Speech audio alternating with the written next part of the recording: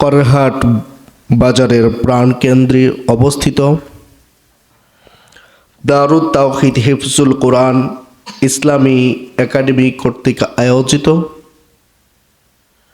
আজকের সুন্দর মনোরম পরিবেশে দ্বীনি মাহফিলে উপস্থিত রয়েছেন অত্র প্রতিষ্ঠানের স্বনামধন্য মহাপরিচালক, আমার অত্যন্ত প্রিয় মানুষ, প্রিয় ভাই, বন্ধুবর জনাব হাফিজ মাওলানা সালাউল করিম সাহেব, বারাকাল্লাহু ফি হায়াতি। আমরা সকলে বলছি আমিন। উপস্থিত রয়েছেন আমার অত্যন্ত প্রিয় মানুষ, প্রিয় ভাই, যিনি তার জীবনে অসংখ্য প্রতিষ্ঠান প্রতিষ্ঠিত করেছেন, দ্বীনি প্রতিষ্ঠান পরিচালনা করে আসছেন, সকলেরই সুপরিচিত মুখ, প্রখ্যাত আলেমে দ্বীন জনাব হযরত মাওলানা গোলাম মাওলা রায়হান সাহেব, বারাকাল্লাহু ফি হায়াতি। আমরা সকলে বলছি আমিন। উপস্থিত রয়েছেন অত্র প্রতিষ্ঠানের সম্মানিত হুফাজে কোরআন,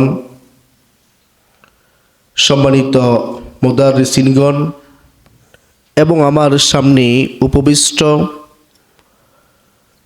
ছোট ছোট সোনামণিরা, কোরআনের পাখি, যারা নাজেরা পড়তেছে, হিফজ করতেছে এবং যাদের মধ্য থেকে হাফেজে কোরআন রয়েছে, সকল প্রিয় শিক্ষার্থীবৃন্দ, আমি সবাইকে সালাম দেব, উত্তর দিবেন আসসালামু আলাইকুম রহমতুল্লাহি তাআলা ওয়া বারাকাতুহু। সর্বপ্রথম শুকরিয়া আদায় করছি মহান মনিব আল্লাহ সুবহানাহু ওয়া তাআলার, যে মহান আল্লাহ তাআলা আমাদিওকে অত্যন্ত ভালোবেসে অনেক মায়া করে সলাতুল ইশার পরে আমাদেরকে সুন্দর একটি পরিবেশে দ্বীনি মাহফিলে দ্বীনি কিছু কথা বলার সুযোগ করে দিয়েছেন।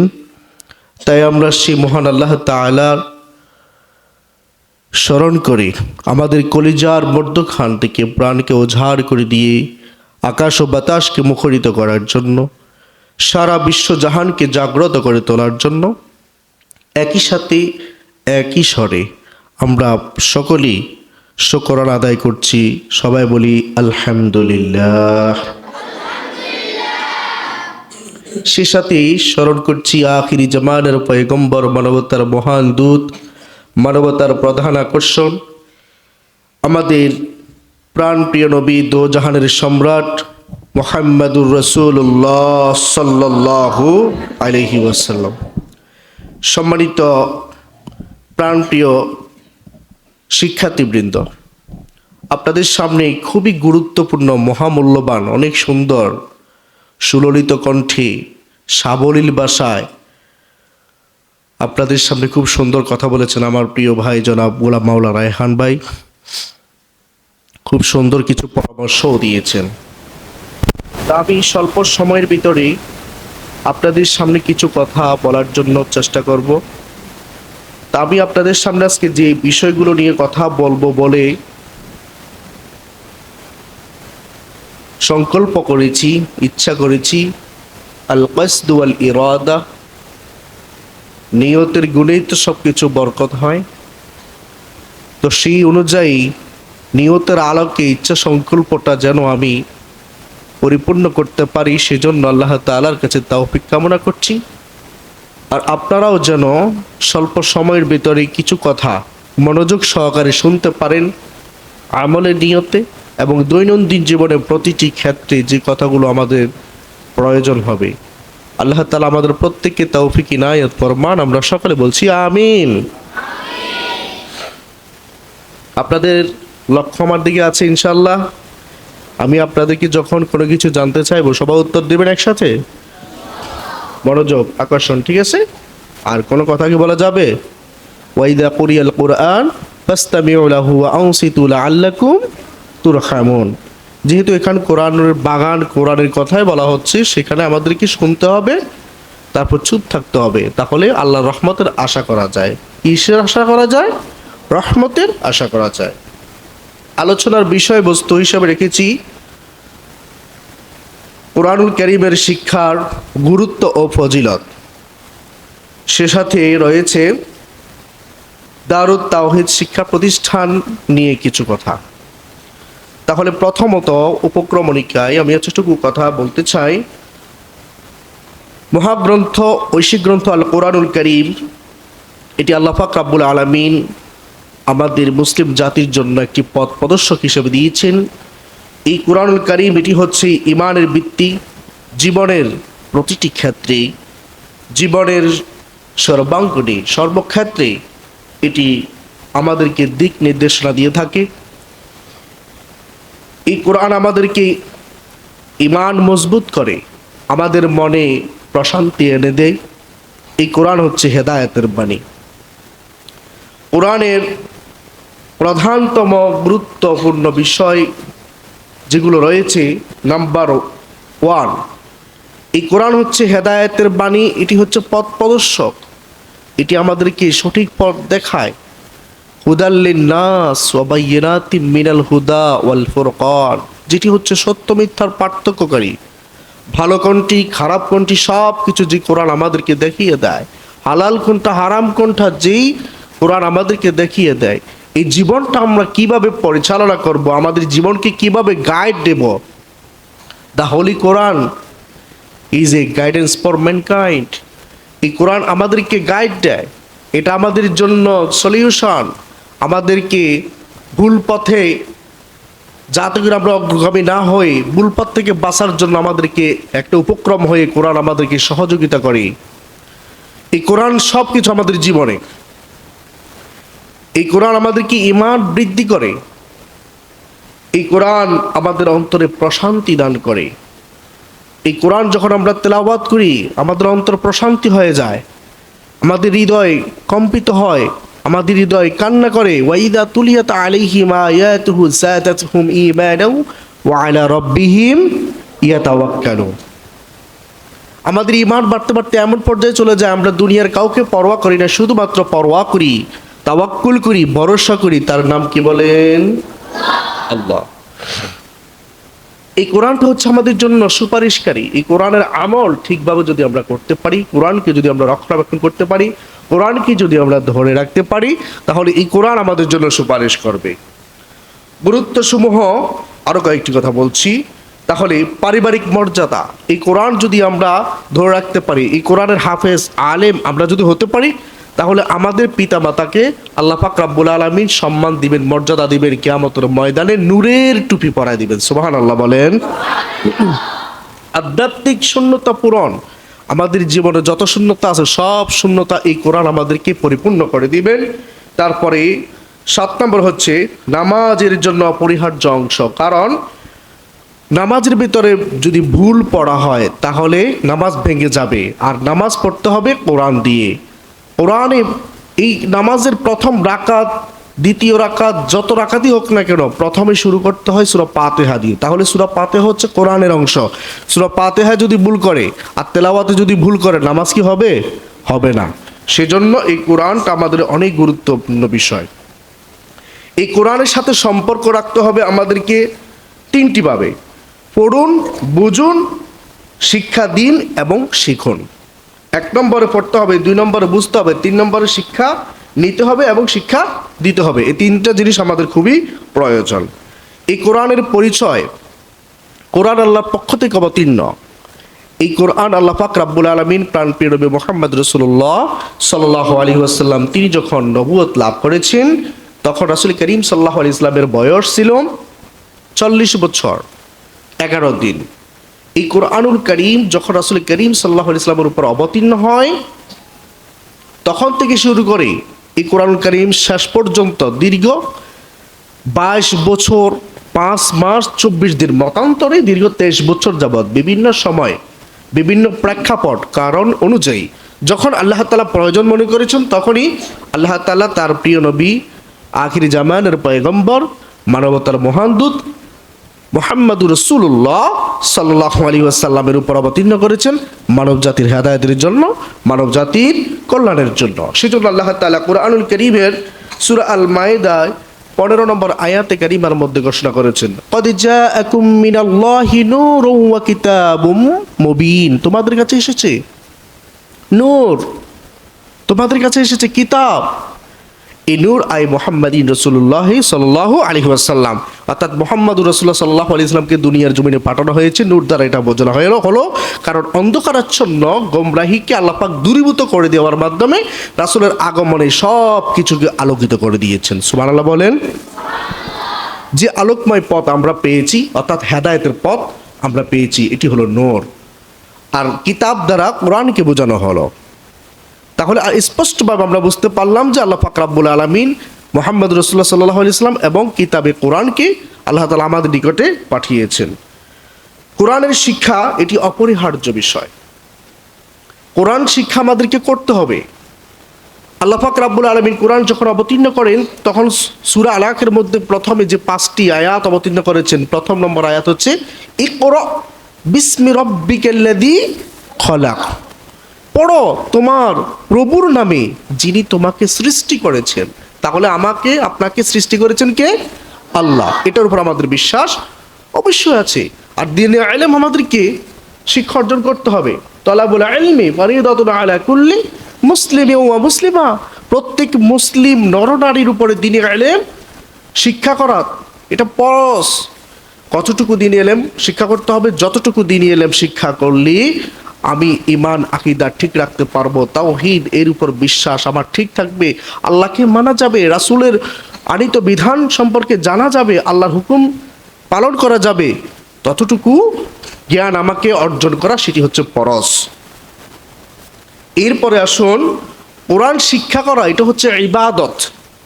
কোরআন পড়া এটা ইবাদত, কোরআন শিক্ষা করা এটা ইবাদত, কোরআন মুখস্থ করা এটা ইবাদত, কোরআন গবেষণা করা এটা ইবাদত। তাহলে আমাদের জীবনের প্রতিটি ক্ষেত্রে পরিপূর্ণ জীবন ব্যবস্থার নাম হচ্ছে কোরআন। শুধুমাত্র এটা আমাদের জীবনে আমরা চার দেয়ালের মাঝে বসে বসে পড়বো তা নয়, এটি আমাদের পার্সোনালিটি লাইফ, ব্যক্তিগত জীবন থেকে শুরু করে একেবারে রাষ্ট্রীয় পর্যন্ত আমাদের জীবনের প্রথম থেকে শুরু করে অন্তিম মুহূর্ত পর্যন্ত এই কোরআন আমাদের প্রয়োজনীয়। Our constitution is the holy Quran. এই কোরআন হচ্ছে আমাদের জন্য সংবিধান। তাহলে এই কোরআন আমাদের জন্য প্রত্যেকটা ক্ষেত্রে প্রয়োজন। এই কোরআন আমাদের জন্য ইবাদত। সেজন্য এই কোরআন যখন আমরা তেলাওয়াত করব তখন আমরা শয়তানের থেকে আশ্রয় প্রার্থনা করতে হবে। সেজন্য আল্লাহ তাআলা বলেছেন কোরআনুল কারীমের মধ্যে সূরা নাহলে আল্লাহ তাআলা ঘোষণা করে দিয়েছেন 98 নম্বর আয়াতে, ফাইদা ক্রাআতাল কুরআন ফাস্তাইজ বিল্লাহি মিনাশ শাইতানির রাজিম। তখন কোরআন পড়বি তখন কি পড়তে হবে? আল্লাহর কাছে আশ্রয় প্রার্থনা করতে হবে। আমরা কিভাবে আশ্রয় প্রার্থনা করি? আউযু বিল্লাহি মিনাশ শাইতানির রাজিম। ঠিক না? ঠিক বলেন না? আপনারা একবার পড়েন তো। হ্যাঁ, আউযু বিল্লাহ পড়েন, তাউজ পড়েন।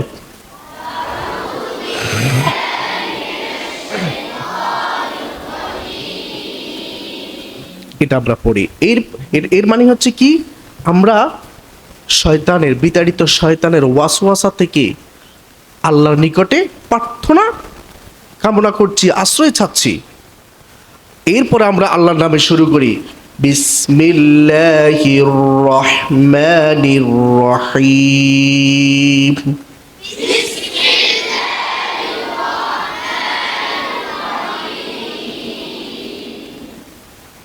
In the name of Allah, beneficent of a merciful, পরম করুণাময় অসীম দয়ালু দাতা আল্লাহ তাআলার নামে আমি আরম্ভ করছি। তাহলে তাউজ তাসমিয়া পড়ে যখন আমি কোরআন পড়ব, ইবাদতের ভিতরে সবকিছু চলে আসবে। শয়তান থেকে আশ্রয় প্রার্থনা করার কারণে শয়তান আমাকে ডিস্টার্ব করতে পারবে না। তখন আমি মুখস্থ করতে চাইলে আমার জেহানের ভিতরে আল্লাহ তাআলা প্রবেশ করিয়ে দেবে।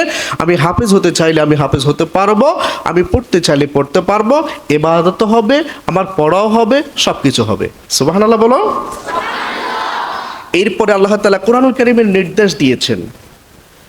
এই কোরআনের ফজিলত সম্পর্কে এখন বলছি, গুরুত্ব সম্পর্কে শেষ, ফজিলত সম্পর্কে। এই কোরআন আল্লাহ তাআলা পড়তে আমাদেরকে কি দিয়েছেন? নির্দেশ দিয়েছেন। আল্লাহ তাআলা বলেছেন সূরা আল আনকাবুতের মধ্যে, উতলু মা উহিয়া ইলাইকা মিনাল কিতাব, উতলু মা উহিয়া ইলাইকা মিনাল কিতাব। আপনার উপর, হে নবী মুহাম্মদ সাল্লাল্লাহু আলাইহি সাল্লাম, আপনার উপরই আমি যে কিতাব, যে কোরআনকে অবতীর্ণ করেছি, আপনি তা শুনিয়ে দেন, তেলাওয়াত করেন। আবার আল্লাহ পাক রব্বুল আলামিন কোরআনুল কারীমের মধ্যে অন্যত্র আয়াতে কারিমায় ঘোষণা করেছেন, সূরা আল কাহাফের যত সম্ভব 27 নম্বর আয়াতে কারিমা হবে, ওয়াতলু মা উহিয়া ইলাইকা মিন কিতাবি রাব্বিক। আল্লাহ তাআলা বলছেন, হে রাসূল, আপনার উপরই প্রত্যাদিষ্ট যে কোরআন, আমি যে কোরআন আপনার উপরেই অবতীর্ণ করেছি, যে কিতাবকে আপনার উপর আমি অবতীর্ণ করেছি, আপনি তা শুনিয়ে দেন, তেলাওয়াত করেন। কারণ এই কোরআনের ভিতরে কোনো ভুল নাই, দেয়ার ইজ নো ডাউট, কোনো সন্দেহ নেই। যেটা আমরা বলি লা রাইবা ফি, যেটার ভিতরে কোনো ভুল আছে?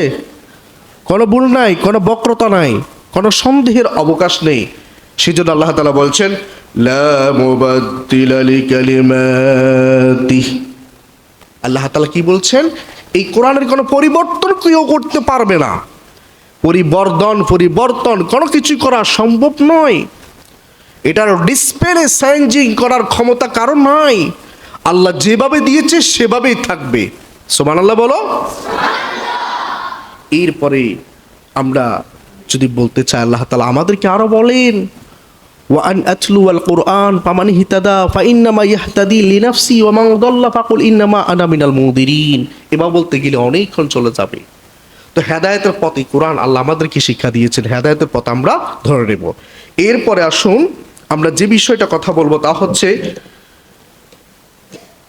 এই কোরআনুল কারীমের সাথে আমাদের সম্পর্ক আছে। এই কোরআনুল কারীমের গুরুত্বপূর্ণ বিষয়, ফজিলতপূর্ণ বিষয় আমরা বললাম। 3 নম্বর পয়েন্টে আসুন, কোরআন ধারণের উপকারিতা। এই কোরআন যে আমরা ধারণ করব, এটার অবশ্যই উপকারিতা আছে। কি আছে বলেন? উপকারিতা আছে। সেই উপকারিতাগুলো আপনারা একটু আপনাদের জেহানের ভিতরে ঢোকানোর জন্য চেষ্টা করবেন, যা আধ্যাত্মিক ও জাগতিক উভয় ক্ষেত্রে প্রযোজ্য। এটা স্মৃতিশক্তি বাড়ায়, এটা একাগ্রতা বাড়ায়, মস্তিষ্কের কার্যকারিতা উন্নত করে, অন্তরে প্রশান্তি এনে দেয়, সুখ শান্তি বৃদ্ধি করে এবং টেনশন দূর হয়ে যায়। সুবহানাল্লাহ বলো। এগুলো হচ্ছে উপকারিতা। সেই সাথে উপকারিতার সাথে এই কোরআনুল কারীম আমরা যখন হিফজ করতেছি, এই কোরআনুল কারীম আমরা যখন নাজরা পড়তেছি, আমাদের ওস্তাদরা যখন আমাদেরকে সবক দিচ্ছে, আমরা যখন পড়তেছি, আমরা যখন গভীর রজনীতে, আমরা যখন রাতের শেষাংশে, তৃতীয়াংশে যখন আমরা তাহাজ্জুদের সময় উঠে যাচ্ছি, আর যখন আমরা তেলাওয়াত করতেছি, তখন আমরা সওয়াব লাভ করতেছি। প্রতিনিয়ত প্রত্যেকটা সেকেন্ডে, প্রত্যেকটা হরফে আমরা সওয়াব লাভ করতেছি। قال سمعت عبد الله ابن مسعود رضي الله تعالى عنه। হযরত আব্দুল্লাহ ইবনে মাসউদ রাদিয়াল্লাহু তাআলা আনহু তিনি বলেন, আমি শ্রবণ করেছি, আমি শুনেছি রাসূল করিম সাল্লাল্লাহু আলাইহি ওয়াসাল্লাম কে বলতে, ইয়াকুলু, তিনি বলেছেন, কি বলেছেন?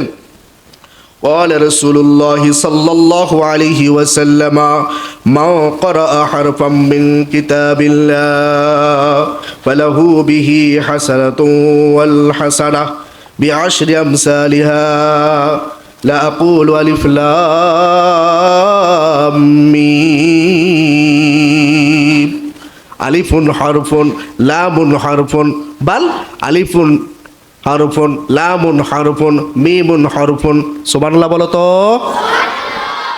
প্রত্যেকটা হরফে, প্রত্যেকটা অক্ষরে 10 নেকি করে সওয়াব। কত নেকি করে সওয়াব? 10 নেকি করে সওয়াব। আল্লাহর নবী মুহাম্মদ রাসূলুল্লাহ সাল্লাল্লাহু আলাইহি ওয়াসাল্লাম বলেন, আলিফ লাম মিম, আমি এটাকে এক হরফ পড়ি না, বরং এখানে 3টি হরফ আছে। আলিফে এক হরফে 10 নেকি, লামে এক হরফে 10 নেকি, মিমে এক হরফে 10 নেকি। তাহলে 3 10 কত হলো? তাহলে আমরা যখন পড়ি আলিফ লাম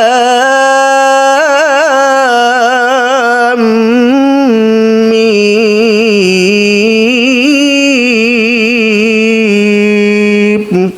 আল্লাহু আকবার বলো। তাহলে 30 নেকি অর্জন হবে। কত নেকি অর্জন হবে? এবার আসো, হাফেজে কোরআন যদি এই কোরআনকে হেফাজত করতে পারে, যদি এই কোরআনকে রক্ষণাবেক্ষণ করতে পারে, তাহলে একজন হাফেজ যদি হতে পারে, কোরআনের একজন যদি আলেম হতে পারে, সে 10 জন লোকের জন্য জান্নাতের সুপারিশ করতে পারবে, যাদের উপরে জাহান্নাম ওয়াজিব হয়ে গেছে। কথাকে বুঝতে পারছো? মানে এখন কিছু লোক আছে 10 জন লোকের আল্লাহ জাহান্নামে পাঠা দিবে। বলো কোথায় পাঠা দিচ্ছে? হ্যাঁ, কথা উত্তর দিবে, কোথায় পাঠা দিচ্ছে? জাহান্নামে। তো হাফেজে কোরআন যদি হয়, একজন যদি কোরআনের আলেম হয়, আর যদি কোরআনের উপর যদি তার আমল থাকে, তাহলে সেই 10 জনকে ধরে আল্লাহর কাছে সুপারিশ করে জান্নাতে দিতে পারবে। সুবহানাল্লাহ বলো। হাদিস শরীফের ভিতরে আসছে, ওয়ান আলী ইবনে আবি তালিব রাদিয়াল্লাহু তাআলা আনহু قال قال رسول الله صلى الله عليه وسلم من قرأ القرآن فاستظهره فأحل حلاله وحرم حرامه أدخله الله به الجنة وشفعه في عشرة من أهل بيته كلهم قد وجبت له النار। যার উপর কি হয়ে গেছে? জাহান্নামে ওয়াজিব হয়ে গেছে, এখন জাহান্নামে দিয়ে দেবে, এমন তাদের জন্য কি করতে পারবে? সুপারিশ করতে পারবে। তাহলে আমরা হাফেজে কোরআন হওয়ার দরকার আছে কি নাই? কোরআনের একজন আলেম হওয়ার দরকার আছে কি নাই? তাহলে হাফেজ আলেম আমরা হতে পারবো তো? বলেন ইনশাআল্লাহ। এরপর আসেন, হাফেজ ও আলেম যদি হতে পারেন, আর যদি কোরআন তিলাওয়াত করতে পারেন, আলেম হতে পারেন, এই কোরআন তিলাওয়াত করলে কোরআন আপনার জন্য সুপারিশকারী হবে। সুবহানাল্লাহ বলেন। এই 5 নম্বর পয়েন্টে কোরআন আপনার জন্য সুপারিশ করবে। وعن أبي أمامة رضي الله تعالى عنه قال سمعت رسول الله صلى الله عليه وسلم يقول اقرأوا القرآن فإنه يأتي يوم القيامة شفيعا لأصحابه। আল্লাহ রাসূল সাল্লাল্লাহু আলাইহি ওয়াসাল্লাম বলেছেন, আবু উমামা থেকে হাদিসটা বর্ণনা, তিনি বলেন আল্লাহ নবীকে বলতে আমি শুনেছি, তিনি বলেন ইকরাউল কোরআন, এই কোরআন পড়ো, ফাইন্নাহু ইয়াতি ইয়াউমাল কিয়ামা, এই কোরআন কিয়ামতের ময়দানে তোমার জন্য দাঁড়িয়ে যাবে সুপারিশ করার জন্য। শুধু তাই নয়, শাফিআল লিআসহাবি, এই কোরআন তোমার জন্য সুপারিশ করতে করতে এটা তোমার সঙ্গী সাথী হয়ে যাবে। সুবহানাল্লাহ বলো।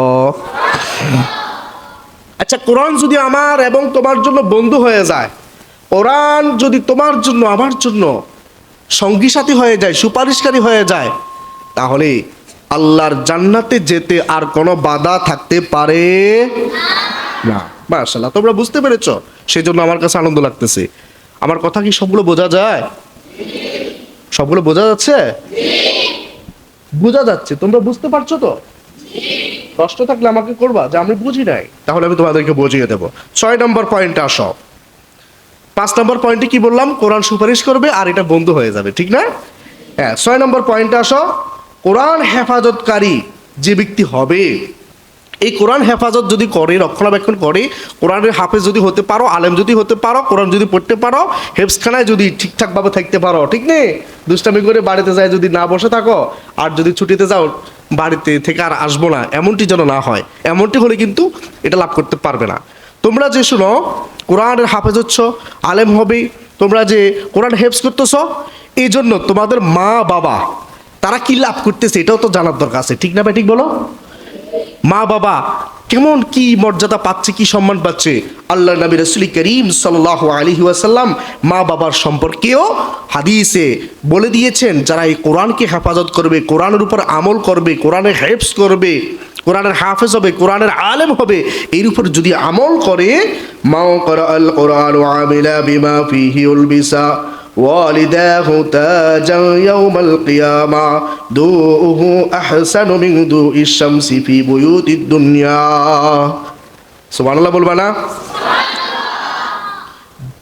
এই কোরআন যারা পড়াশোনা করে আর কোরআন উপরে আমল করে, তাদের আব্বা আম্মারে কিয়ামতের ময়দানে আল্লাহ পাক রাব্বুল আলামিন নূরের টুপি পরাইয়া দিবেন। বলে সুবহানাল্লাহ। এই নূরের টুপি পরানোর পরেই এত তাজাল্লি থাকবে, এত আলো থাকবে, যেখান থেকে কিরণ ছড়িয়ে পড়বে আমাদের আব্বা আম্মার। বলেন কার কার কার? জোরে বলেন না। আব্বার, আম্মার। মাথার মধ্যে মুকুট পরায় দিবে কে? ওই মুকুটটা জ্বলবে, জ্বলতে থাকবে। আল্লাহ রাসূল বললেন, যদি তোমাদের গৃহে, তোমাদের ঘরের মধ্যে সূর্যের আলো যদি দীপ্তমান হতো কেমন হতো, আর আমল করার কারণে পিতামাতার নূরের টুপিটা কেমন হয়? সুবহানাল্লাহ বলবা না? আল্লাহ রাসূল সাল্লাল্লাহু আলাইহি ওয়াসাল্লাম বললেন, ওই সূর্যের সাইতো সুন্দর আলোকিত দেখা যাবে আব্বা আম্মার টুপিটা, মাথার উপরে যে নূরের টুপি পরানো হবে। এই নূরের টুপি কারে পরানো হইব? যে আব্বা আম্মা তার পোলারে, যে আব্বা আম্মা তার মাইয়ারে, যে আব্বা আম্মা তার সন্তানেরে দ্বীনি শিক্ষা দেয় নাই, কোরআন শিক্ষা দেয় নাই, তারাই পরানো হবে। কারে পরানো হবে? এই যে দারুত তাওহীদ হিফজুল কোরআন একাডেমি, এই প্রতিষ্ঠানে যারা হাফেজে কোরআন হচ্ছে, বা অন্যান্য হেফজুল কোরআনে, অন্যান্য হাফেজি মাদ্রাসাতে যারা হাফেজ হচ্ছে, আলেম হচ্ছে, এদের আব্বা আম্মারে পড়ানো হবে, অন্যরে নয়। আমার ভাই একটা কথা বলেছিল যে শিক্ষা জাতির মেরুদণ্ড। আসলে এটা আমাদের ভুল, এটা আমাদের ডিরেকশন। আমাদের ভাই এটা খুব সুন্দর করে বুঝিয়েছে রায়হান ভাই। কোরআন হাদিস moral education is the backbone of the nation. কোরআন হাদিস যদি থাকে তাহলে সেটা হবে জাতির জন্য শিক্ষার মেরুদণ্ড। কোরআন হাদিস থাকলে মেরুদণ্ড আর বাঁকা হবে না। কোরআন হাদিস থাকলে মা বাবাকে কেউ বৃদ্ধাশ্রমে পাঠাবে না। কোরআন হাদিস থাকলে মা বাবাকে কেউ আর কষ্ট দেবে না। কোরআন হাদিস থাকলে মা বাবাকে কেউ আর গালাগালি দেবে না। ঠিক না বে ঠিক বলো? মাশাআল্লাহ, গুড। তোমরা খুব সুন্দর উত্তর দিতে পেরেছো, ফার্স্ট টাইম। এরপরে আসো 7 নম্বরে। কথা কি দীর্ঘায়িত হয়ে যাচ্ছে? বেশি হয়ে যাচ্ছে? শেষ করে দেব? আচ্ছা, আর অল্প। হাফেজে কোরআনের মান মর্যাদা, যারা হাফেজে কোরআন হতে পারবে এদেরকে রাসূল কারীম বলেন আল্লাহ তাআলার পরিবার। সুবহানাল্লাহ বলে না? তোমরা এখন কার পরিবার হয়ে গেছো? আল্লাহর প্রিয়জন, আল্লাহর পরিজন। এটা রাসূল কারীম সাল্লাল্লাহু আলাইহি ওয়াসাল্লাম হাদিস মুবারকের মধ্যে বলেছেন, ইন্না লিল্লাহি আহলিনা মিনান নাস ক্বালু ইয়া রাসূলুল্লাহি মানহুম ক্বালা হুম আহলুল কোরআন আহলুল্লাহি ওয়া খাসসা। সুবহানাল্লাহ বলো। এই আহলে, এই পরিবারটা কি হবে? যে কোরআনকে ধারণ করবে, কোরআনকে ভালোবাসবে, প্রিয় বান্দা আল্লাহর হতে পারবে।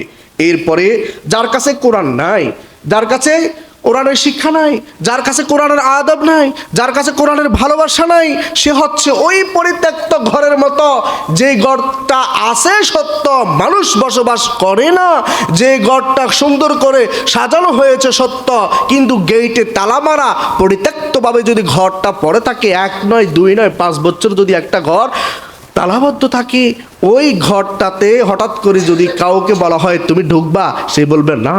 বলে কেন? এই ঘরের মধ্যে জিন আর হরি বসবাস করে, আমি এটার মধ্যে এখন ঢুকবো না, এটার মধ্যে আমার ভয় লাগে। ঠিক না বেটি? সেজন্য রাসূল কারীম সাল্লাল্লাহু আলাইহি ওয়াসাল্লাম বলেছেন, ইন্নাল্লাযী লাইসা ফি জাওফিহি শাইউম মিনাল কুরআনি কাল বাইতিল খরিব। সুবহানাল্লাহ বলো। যার ভেতরে কোরআন নাই সে হচ্ছে পরিত্যক্ত ঘরের মতো, যে ঘরের মধ্যে মানুষ বসবাস করে না। আর কোরআন যদি থাকে তাহলে ঘর আছে, সব কিছু আছে, মানুষও বসবাস করে। তাহলে এই কোরআনের সাথে সম্পর্ক রাখা দরকার আছে কি নাই? সেই জন্য যারা হাফিজি মাদ্রাসায় পড়াশোনা করে, এরা তো পড়াশোনা করে, এটার বিরোধিতা যারা করবে সোজা জাহান্নামের তলদেশে চলে যাবে। যারা কোরআন পড়তে জানে না, অন্ততপক্ষে হাফিজি মাদ্রাসার ছাত্রদেরকে ভালোবাসা দরকার, তাদেরকে সহযোগিতা করা দরকার, কোরআনের সাথে সম্পর্ক রাখা দরকার, কোরআনের কথা শোনা দরকার, যারা কোরআন শিক্ষা দেয় তাদেরকে ভালোবাসা দরকার। আছে কি নাই? এরপরে